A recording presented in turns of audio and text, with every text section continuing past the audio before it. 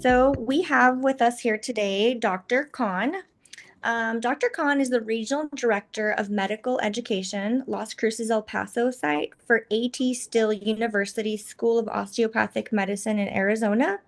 He's very experienced, former CMO, DIO for GME, and medical director for various hospital groups in different organizations. Welcome, Dr. Khan, and thank you for presenting today. Thank you. Thank you. All right, so we can start. All right, good afternoon, everybody. So our topic for today is financial health for New Mexico's healthcare professionals, part 3, which is about contracts and negotiations. So my focus today is going to be on physician employment contracts, red flags, and what we should see. So this slide just talks about, what every resident should know. When I was a resident, I did not know a lot, which I learned later on. And then it's a huge different world transitioning from training to practice. And I think like every physician, my biggest advice is we have to protect our career, our finances, as well as our well-being. So the next slide. And please, just if you guys have any questions in between, because I can't really see a whole lot of y'all, just ask, okay? Or send or write in the chat. I'll be very happy to answer. So some of our learning objectives for today is identify key contract components, compare different compensation models which employers give us, recognize high-risk clauses, apply different negotiation strategies. Just remember that you can negotiate only so much depending on which organization you're going to. Understand some legal and financial terms, develop a negotiation plan, compare different employment models, and then, what impact the contract which you have signed will have on your wellness based on how much work you will be expected and how much you will be reimbursed. Okay, so next slide. So let's talk about the key components of a physician contract, which is a very basic draft, which pretty much almost every physician contract will have. And that includes the compensation structure. And we'll talk about that later, what kind of different compensation structures are there. A benefits package, and the benefits package is, I'm sure everybody knows, you guys get that in residency also. That includes from all your insurances like health, medical, dental, vision to life, disability, et cetera, right? Benefits for your family. Some residency programs don't give insurances for families, so it really depends on what they're offering.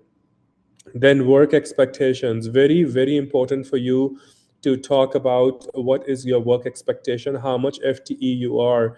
So if you include a full-time employment is 40 hours a week, Monday to Friday, or whatever days you negotiate, if you have to work on weekends. And if you work 1 8-hour day, that's 0.2 FTE. So it's very important for you to know then what does the calls structure looks like, meaning do you have to take overnight calls, do you have to take weekend calls, is there compensation with it or not, and then your schedule, because some people start early, some can go late, some expectations are to do night shifts if you do hospitalists, etc. Then termination. So the term of the contract is very important because sometimes you get a heavy bonus and then you are bound to let's say 3-year contract. So you have to understand that if you want to do a short-term contract, you want to move the area, so it's very important to look at the term and then the termination clause, termination for cause and termination so with cause and without cause. So you have to look at all those clauses because they can hurt you if termination with cause clauses are not in your favor. You have to look at all the restrictive covenants. The one good thing about New Mexico, which is actually the best thing about New Mexico, is we don't have non-compete here. So meaning that if you are working in one hospital and there's a hospital next door, you can just start over there tomorrow. You do not need anybody's permission because that's a state law. So I think that is probably the best thing about New Mexico, is that you don't have to worry about leaving the area for 2 years or 3 years, or not being able to work within a 10 mile, 20 mile, 50-mile radius, all of that stuff. So that is a very good thing about New Mexico.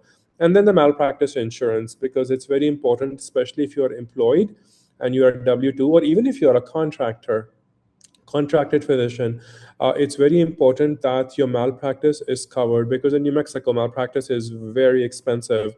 And it's very important that you have malpractice and you have tail, and we'll talk about that as well. Okay, next slide. So let's talk about some compensation models and an overview.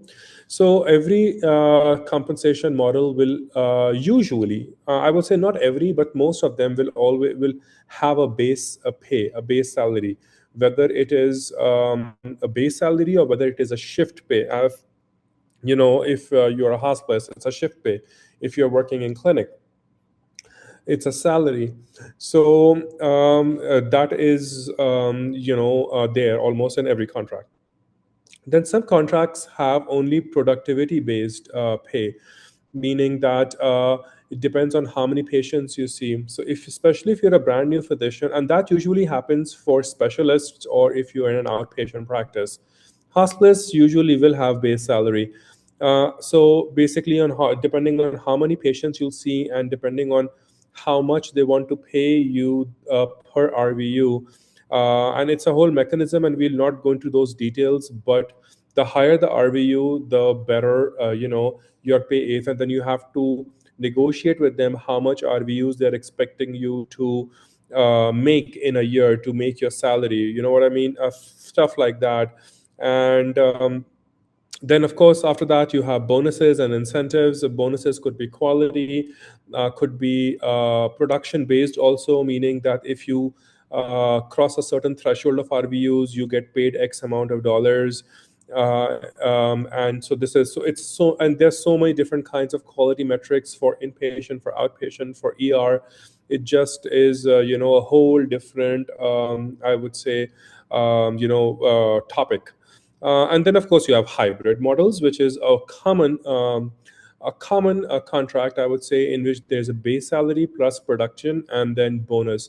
Hybrid is actually a good one, because it not only protects the employer, because as a former CMO, I have hired tons of doctors and former medical director across multiple states.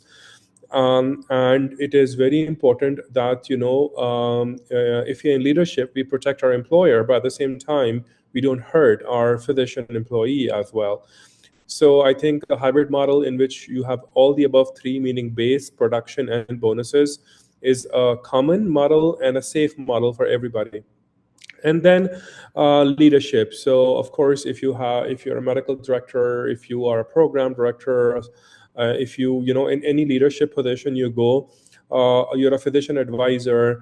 Some organizations will pay you stipend, like X amount of dollars per month, but some will pay you for X number of hours, like 20 hours for medical director a month, or 40 hours, based on how big your program is. And I always tell people that clinical work pays more, leadership and administration pays less. So just always remember that. But that is a very important, for you to understand that if you want to do any leadership, if you want to do any administration, you need to negotiate about getting compensated, because your time is being used. All right, next slide, please. So salary model, let's talk about the good and the bad. The goods, of course, it's a predictable income, especially if you're brand new, you are overwhelmed, if you have a young family, and you're trying to just find out yourself what you're doing. So it's a good model for that. It's a very predictable income. You don't have to worry about making more or making less. You can do your budgeting. And you definitely have less pressure, right, to see more patients. The cons are that, of course, if you have high workload, you have no option other than to just see those patients, because you're bound by the contract. the always option is to leave, but then you have to see, what is your termination? Is it a 90 day? Is it a 120-day notice? Is it a 60-day notice? If you have taken a sign-on bonus, then do you have to return all of it versus do you have to return prorated part of it? And not to forget that on a bonus, you have already paid your taxes, right? So you have to pay those back also. So it's just, you just have to, and that is why I think it's always advisable that when you go and you interview, it is very important that you meet the local physician workforce, whether it's a clinic, whether it's ER, or whether it's inpatient. You meet the medical director or the physician leadership and you ask direct questions. There is no harm in asking direct questions. It's better to know before than suffer later on. Next slide, please. So let's talk about the RVU, which is called the Relative Work Unit Productivity Model. It's based on, WRVU, which is called, and it intensifies volume. So basically, the more you see in terms of patient numbers, the more financially compensated you will be. So of course, some implications are a very high earning potential. At my previous workplace, I hired an endocrinologist, and he was brand new out of practice. We did not do a base salary for him because I knew in Las Cruces the amount of the shortage for endocrine was tremendous, and I convinced him that I know you are new, I know you have a young family, but if you go the RVU model, and you decide a good RVU based on fair market value for the southwest region of the United States, you will have you can control how much you can see, because of course you don't want to burn out, right? You don't want to see 40-50 patients a day, which is definitely what happens when you see 40 patients. You burn out and then you don't give good care. And I think it was a very successful model because an endocrinologist typically in the country is going to be in the mid 200s to late 200s, and he, despite seeing 22 patients, was financially doing really well, and being able to control his schedule. And the organization couldn't fight him because he was expected to see a set number of patients, but after that, it was his choice. So I think it all depends on who you talk to and how much trust you have if you go into this model. Next slide, please. Bonuses. So we spoke a little bit about it before. So quality metrics. And I can give you some examples, and I can start from hospice because I was a hospice. I've been a hospice for 10 years. Your length of stay, the number of CDI queries, basically, which is clinical documentation integrity specialists who ask, oh, is this really sepsis? Is this respiratory failure, right? If you answer all of that timely, then your readmissions, so these are some quality metrics for hospice and on which you can get compensated. For outpatient practice, it depends on, did you order mammograms on every woman, about 40, 45, whatever, a society guideline you follow? Did you get colonoscopy on everybody about 45, 50, whatever? So stuff like that, quality metrics for outpatient. Then ER, of course, door to doc time, return in 72 hours in the ER. So these are some quality metrics, and I've worked on tons and tons of quality metrics for all inpatient, outpatient, and ER. And I can tell you from an organizational standpoint, it really benefits the organization if you hit their metrics, because they can bring more volume in, and it helps you as well, as long as those metrics are not crazy. Like, for example, for hospitalists, a discharge at 10 a.m. in the morning, I think it's outrageous and it's horrendous because it's so difficult. You as a doctor cannot discharge a patient that fast because you're dependent on case management, on nursing, on testing, on results, on lab, on radiology, on consultants. But different organizations want you to do that. In my organization, when I had more authority, I did 12. I did noon because I thought that was better. So it really depends on how you negotiate the quality metrics. Of course, if you're going in a set organization, whatever you want to do, outpatient, inpatient, ER, whatever, those metrics are already decided, and it just really depends on if you agree with them or not. Patient satisfaction is also a very important metric because in New Mexico, at least, you get the state will reimburse you for patient satisfaction. So for inpatient, I think the threshold is 82%. Patients should be satisfied with you, meaning on a scale of 1 to 10, they should either give you a 9 or a 10. And if you don't get a 9 or a 10, then your hospital will not get the 100% quality bonus for patient satisfaction. And then it goes down. And I think below 76, you don't get anything. So that's the state which decided for you to do that. And that is another metric which I think a lot of hospitals carry. And then, of course, you have signing bonus. Really depends on how much you can negotiate with them. I just tell people that a heavy sign-on bonus, bonuses are taxed so heavily. So I don't like a big fat amount of bonus. I rather ask them to split it into different payments, or if they plan on living longer than a year, then negotiate for a retention bonus that if you'll stay for a whole year, then you'll get X number of dollars after finishing 1 year. So these are some bonuses. And then, of course, you have to watch for unrealistic targets. Like I said, a discharge before 9 o'clock or 10 o'clock is, in my opinion, an unrealistic target. But if you talk to a hospital CEO who is not a physician, for them, that is a target because they want to open that bed for another patient. So it really depends, again, on how much you want to negotiate and where you want to go and what you want to do. And the clawback provision. So I'll just tell you this. I signed a contract for a hospitalist position, and and they put in the contract, and I couldn't negotiate at the time because at the time I was on J1 waiver. No, J1 waiver was over, but I still needed visa because my green card was pending.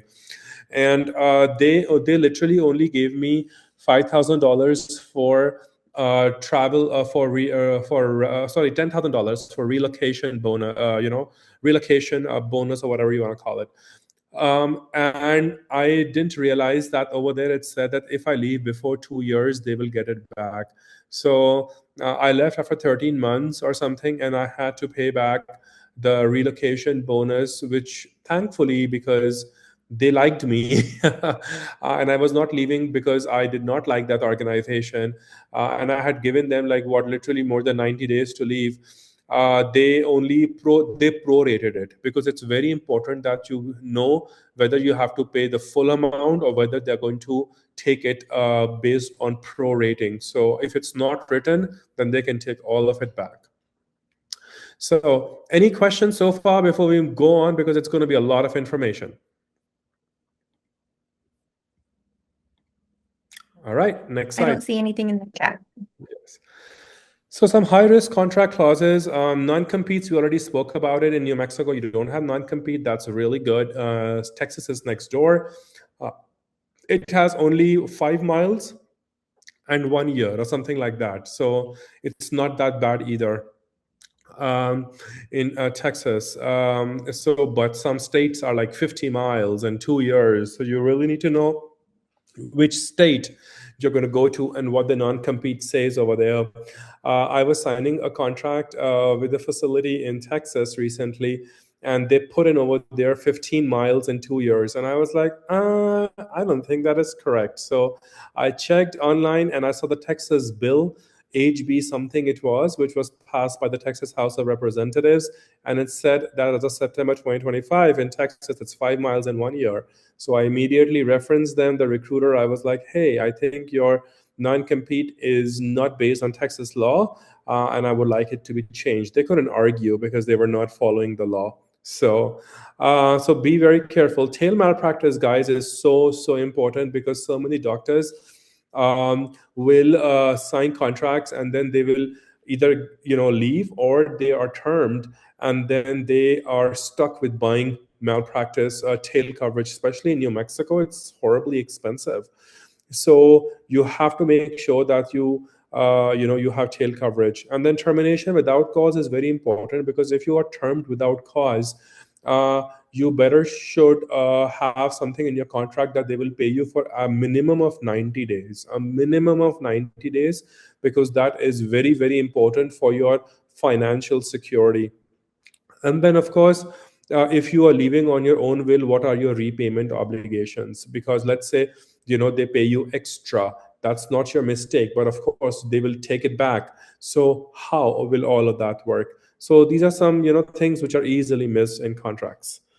All right, next slide. So non-compete. So non-compete, we spoke already about it.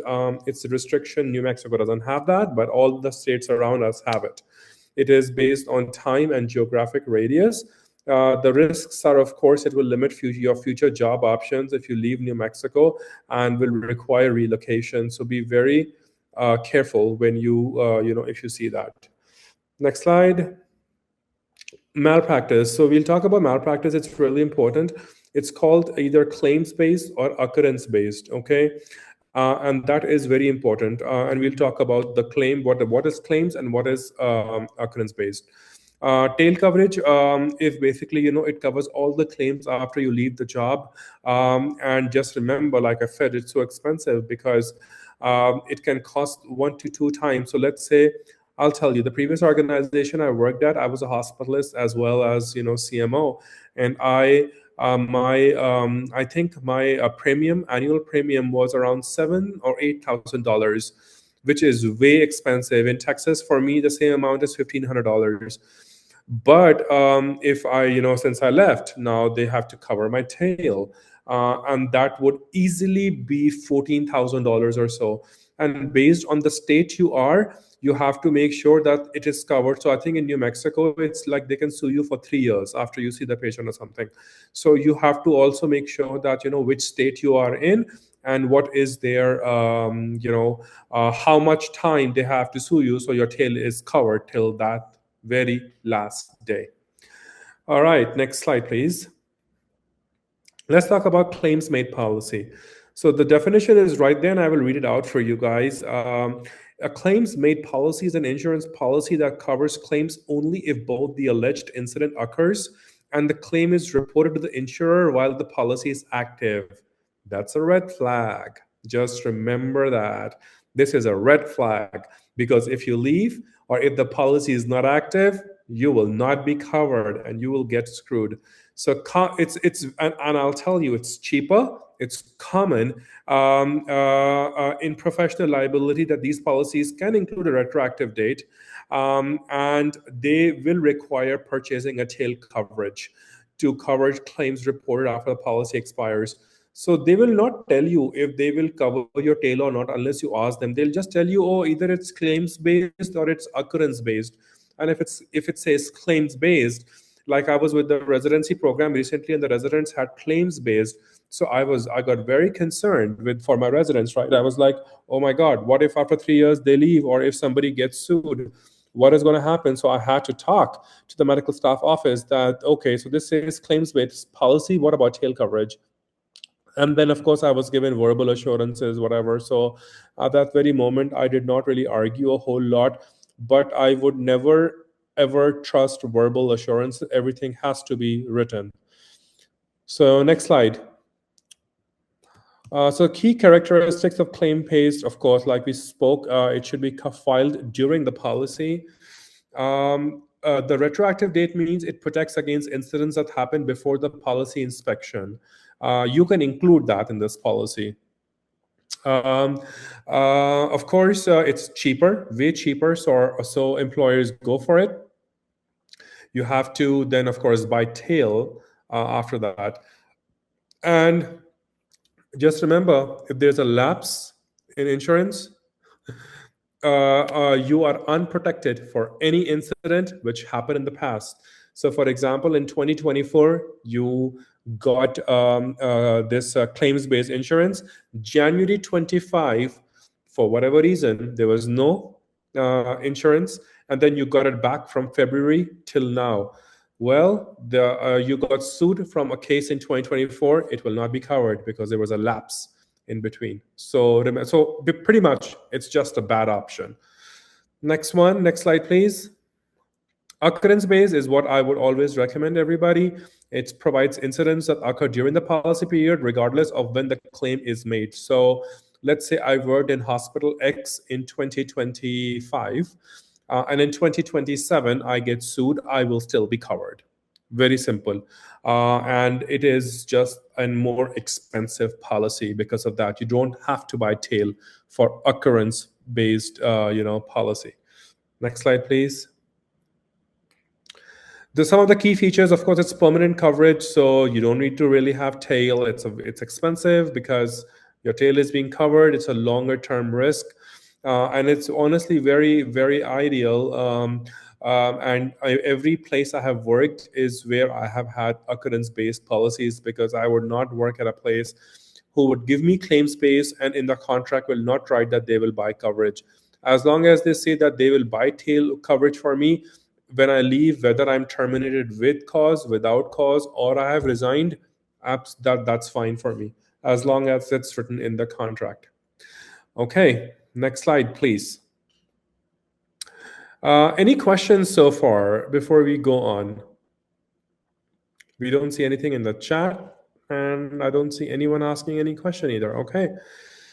So termination cause, we already spoke. It's with cause or without cause. Notice period is usually between 60 to 90 days. I have seen some places do 120 and 180 also. Everything has good and bad. The red flag is the shorter the notice, it's not good for you, because in case if they terminate you, then you have nowhere to go, and every new place is going to require a 90-day of just getting you credentialed, so you won't have work. But 90, in my opinion, if safe, and even if you want to move, I think 90 days is a safe period. Shorter will have immediate termination risks, and then let's say if they terminate you, they will only have to pay you for the shorter notice, and that is never advisable. Next slide, please. So some key legal and financial terms. So what is indemnification? It means who is legally responsible. So let's say tail coverage, so you have to make sure that the employer is responsible for that and you are not. What is force majeure? Uncontrollable events. There can be so many uncontrollable events,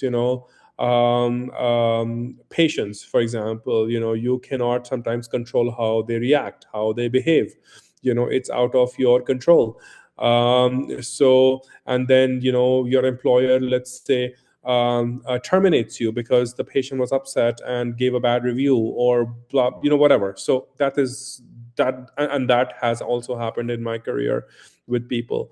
Restrictive covenants, of course, we already spoke about it. Limits post-employment activity. So let's say you are teaching at some facility, and then they tell you that, oh, after you leave this place, you can go and teach in any other medical school for 1 year or 2 year. They absolutely can do that.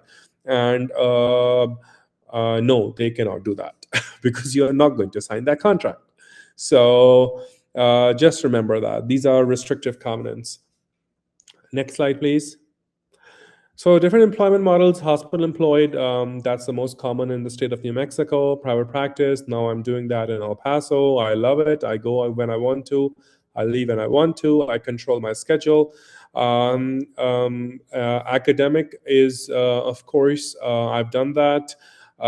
Academic, I'll be very honest with you, I love academic. It just pays so less, it won't pay my bills. So I just think academic practice is great. I've done, and I would do it because of teaching students, teaching residents.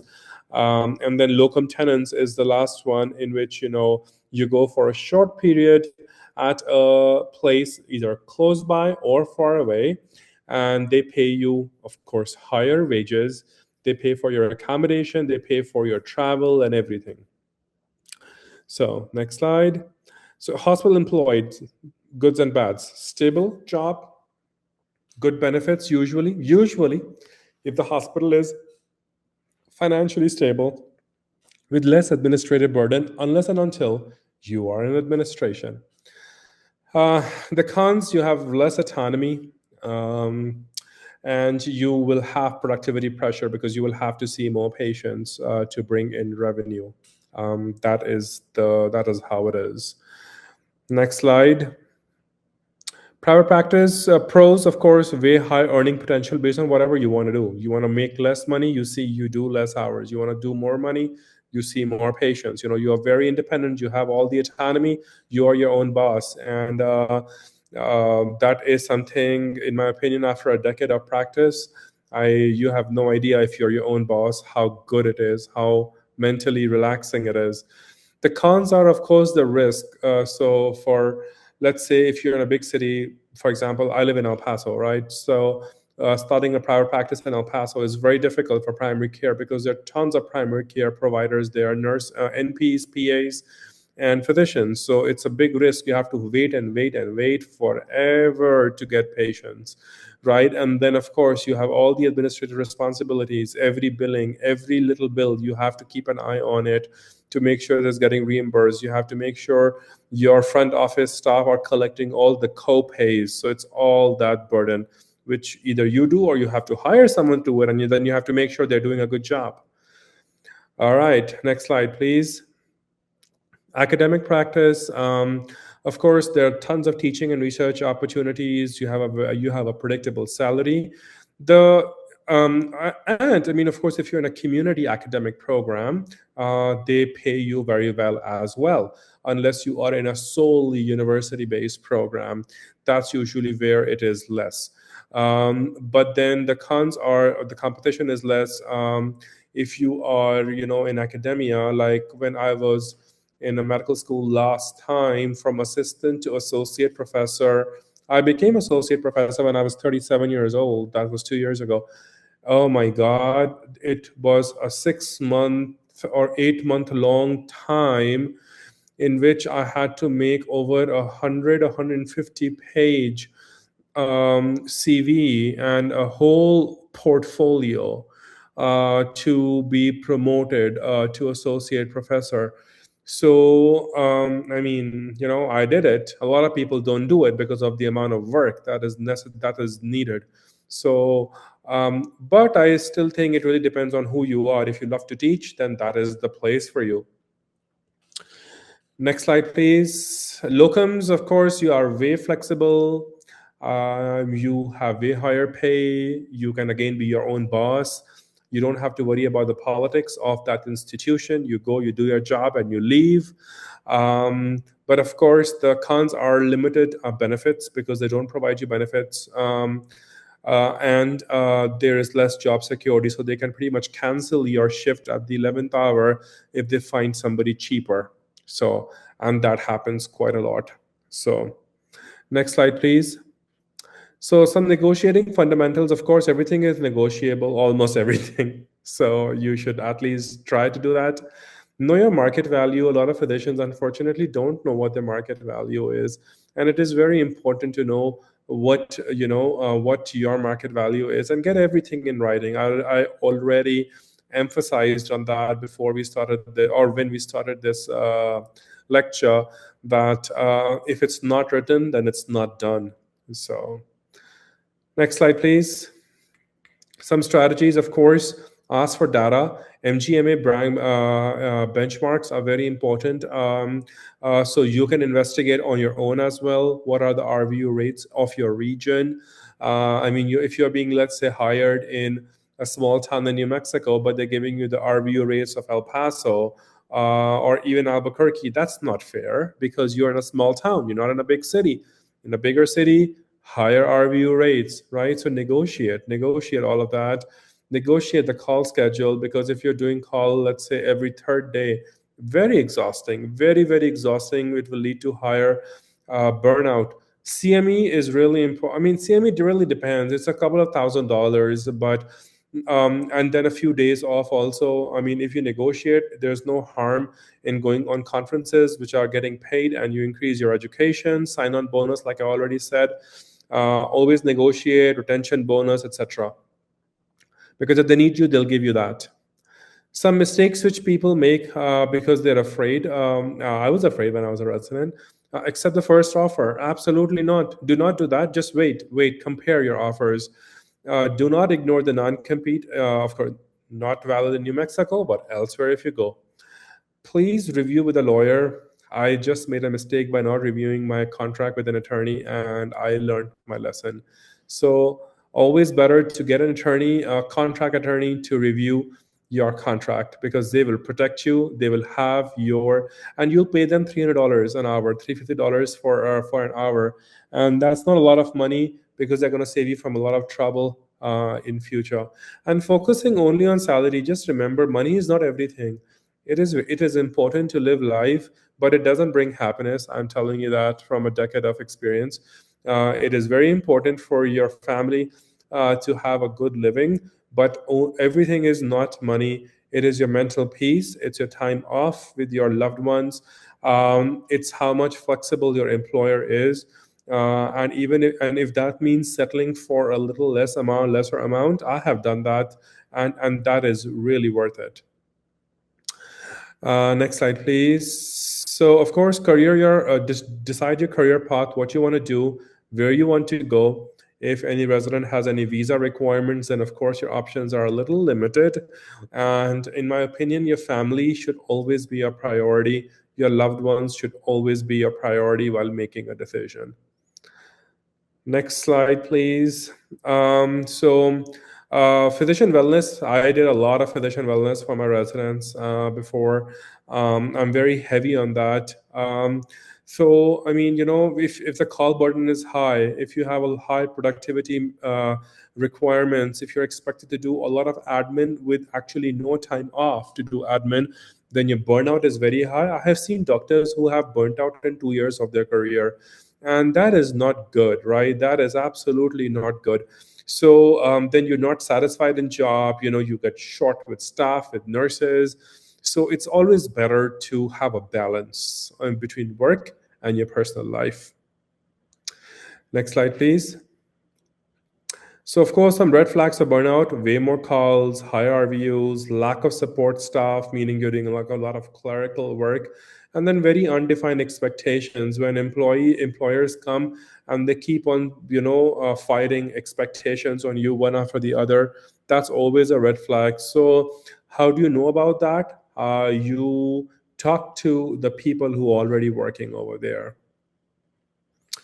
Okay, next slide. So I'll do a little exercise. I don't know if anybody can speak, but this is basically was an interactive session, and I just wanted people to tell me if people have the ability to talk, that what are the red flags in this whole contract. So physician will be compensated at a base salary of $220,000 with eligibility for productivity bonus based on RVUs exceeding 6,500. Employer reserves the right to modify compensation structure at any time. Physician agrees to provide call coverage as reasonably assigned.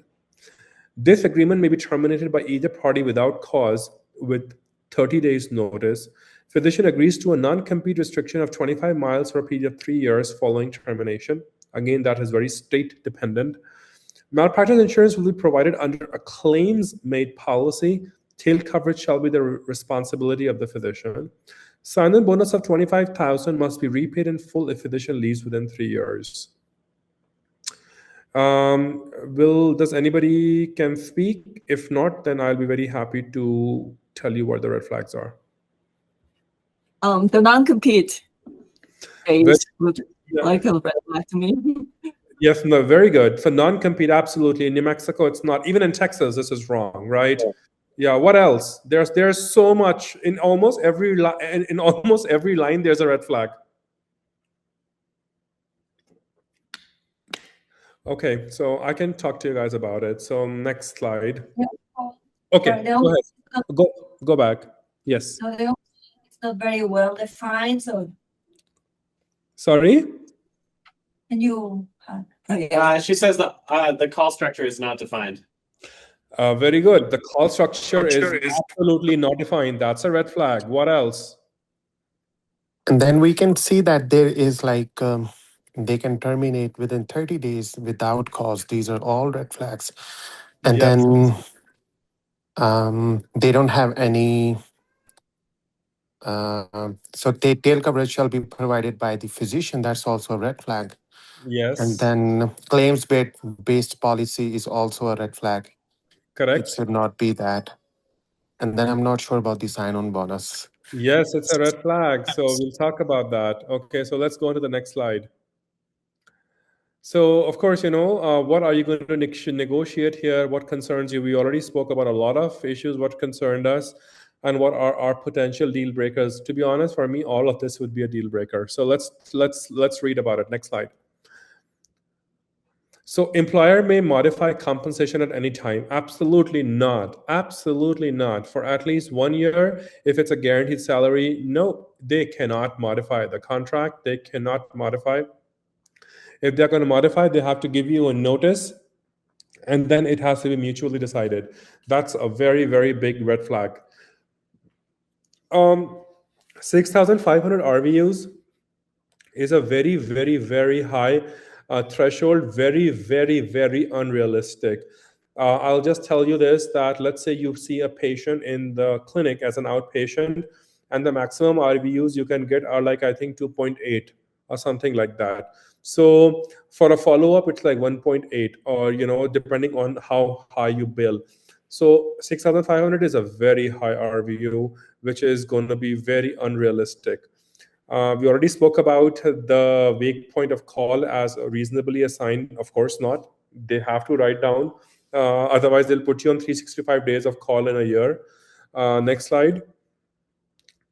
30-day, of course, very short time, instability, non-compete, absolutely not. Very restrictive, based, you have to see what state you are in.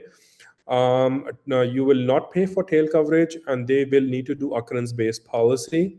And then your sign-on bonus, that is another thing. Why 3 years?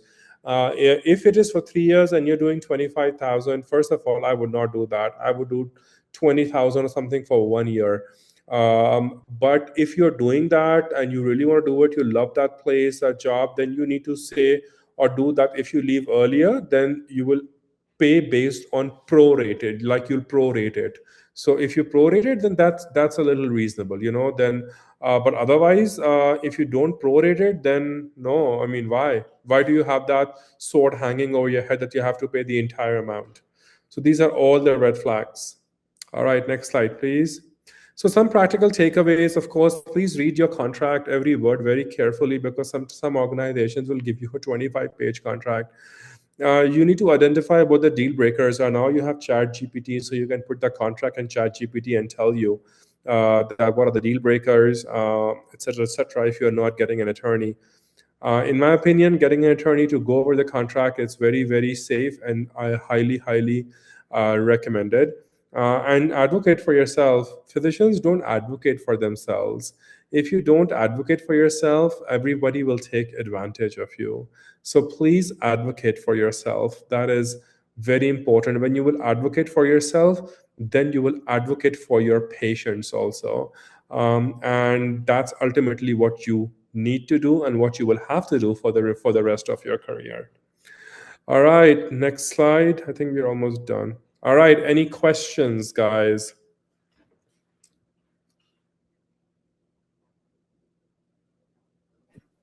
I have a question. Yes, sir. So if we are going to sign a waiver job, and then we come in with all these points, how much the employer would be, willing to adjust according to our demands? Because I don't think They will. as They will. I did a waiver also 7 years ago or 8 years ago. No, I actually signed the contract in 2015 when I was in my second year of residency, and I did not choose any of those. So you absolutely have the ability and the liberty of negotiating all those points. And especially if you're doing a waiver, I've actually forgot to tell you that. I just remembered, for any resident who needs to do a waiver and then needs sponsorship for green card, you need to put in your contract.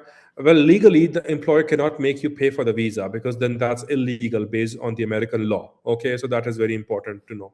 But they don't have to pay for your permanent residency application or your labor certification, all of that stuff. So you need to, I even got that written in my contract, that the employer will pay for my green card application. I wrote a blank statement green card.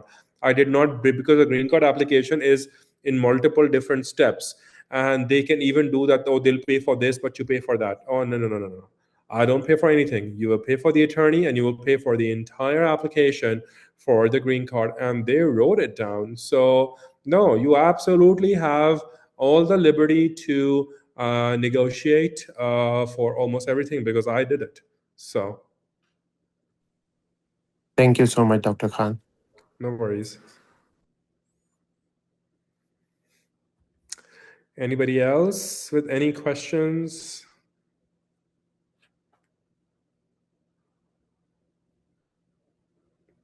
All right, well, over to Mario and Leslie. Thank you so much, Dr. Khan. That was great. Again, we'll have this recording in our library, and if anybody needs slides, you can contact Mario through email to get those sent to you. But otherwise, thank you so much and have a good day. Thanks, Dr. Khan.